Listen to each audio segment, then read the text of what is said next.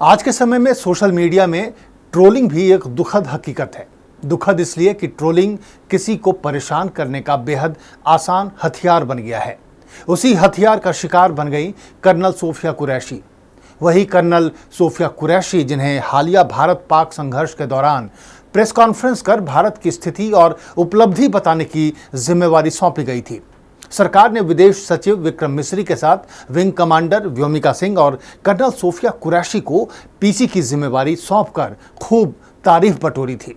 लेकिन सरकार की तब फजीहत हो गई जब बीजेपी के एक कद्दावर नेता ने कर्नल सोफिया कुरैशी पर ट्रोलर से भी बुरा हमला बोल दिया। नमस्कार, मैं हूं राकेश और आप देख रहे हैं पॉइंट ऑफ व्यू।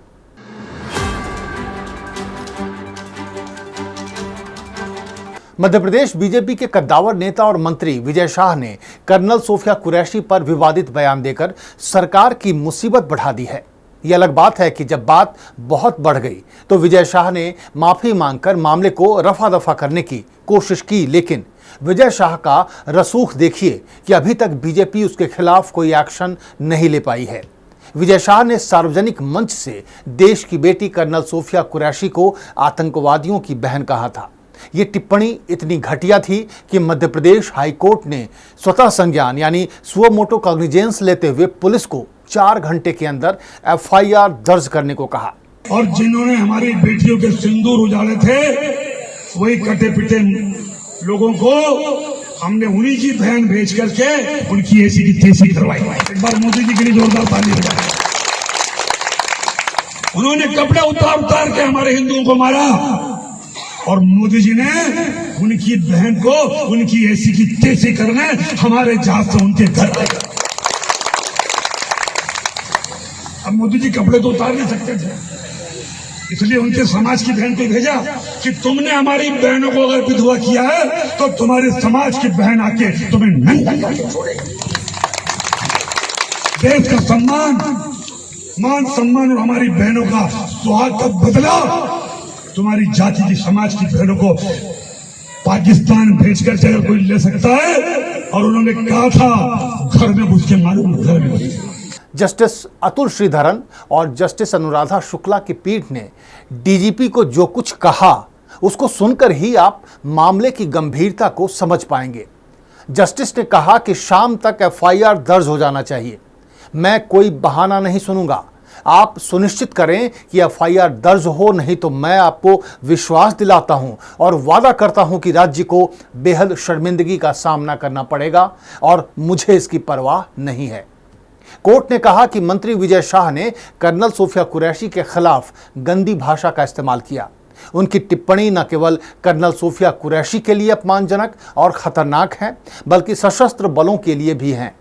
कोर्ट ने अपनी कार्यवाही में नोट किया कि मंत्री विजय शाह ने कर्नल सोफिया कुरैशी को आतंकवादियों की बहन कहा।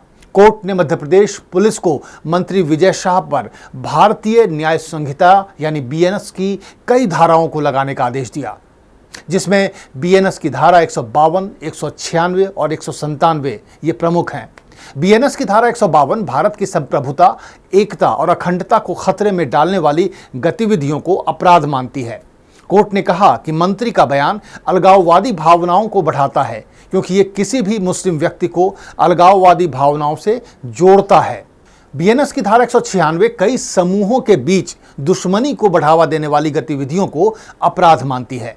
कोर्ट ने कहा कि प्राइमा फेसी धारा 196 लागू होगी, क्योंकि कर्नल कुरैशी मुस्लिम धर्म की हैं और उन्हें आतंकवादियों की बहन कहकर अपमानित करना अलग अलग धार्मिक समूहों के बीच सद्भाव बिगाड़ सकता है। इस बयान से ये भावना भी बन सकती है कि निस्वार्थ भाव से भारत की सेवा करने के बावजूद केवल मुस्लिम होने की वजह से किसी को अपमानित किया जा सकता है। धारा 197 के तहत राष्ट्रीय एकता को बिगाड़ने का प्रयास भी माना जाएगा और मंत्री के खिलाफ केस दर्ज होना चाहिए।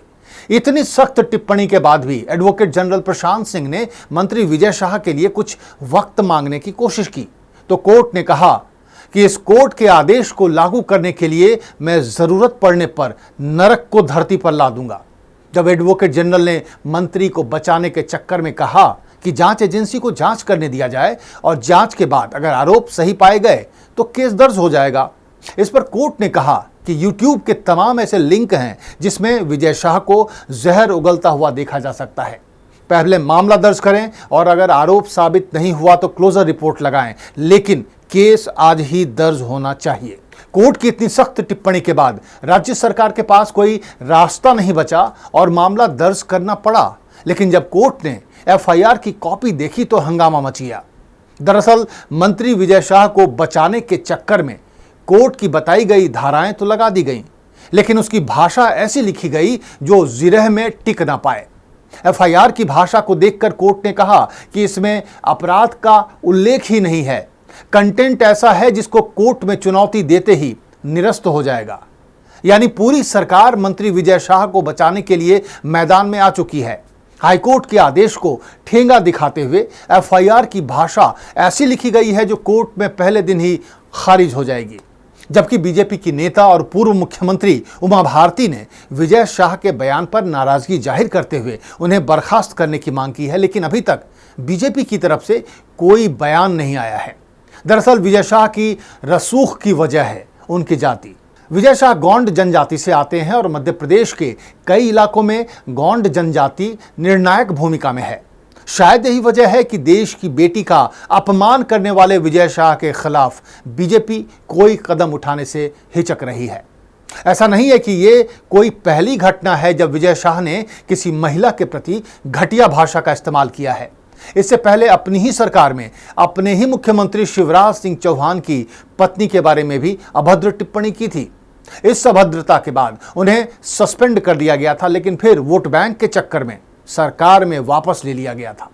उस वक्त भी शायद राज्य सरकार को महिला की इज्जत से ज्यादा अपने वोट बैंक की चिंता थी। और एक लंबे समय के बाद एक बार फिर विजय शाह महिला की बेइज्जती करने के बाद बेशर्मी से हंसता हुआ नजर आ रहा है, क्योंकि उसको पता है कि उसके रहनुमा हर हाल में उसका बचाव करेंगे। लेकिन इतना तो तय है कि विजय शाह की करतूत ने ऑपरेशन सिंदूर की सफलता से लेकर तिरंगा यात्रा के जोश पर पानी फेर दिया है। क्या आपको भी लगता है कि मंत्री विजय शाह ने कर्नल सोफिया कुरैशी को अपमानित किया है? क्या आप भी मानते हैं कि हाईकोर्ट के आदेश के बाद भी विजय शाह को बचाया जा रहा है? क्या विजय शाह को माफ कर दिया जाना चाहिए? आप अपनी राय हमें कमेंट कर जरूर बताएं और चैनल को लाइक और सब्सक्राइब करना ना भूलें। नमस्कार।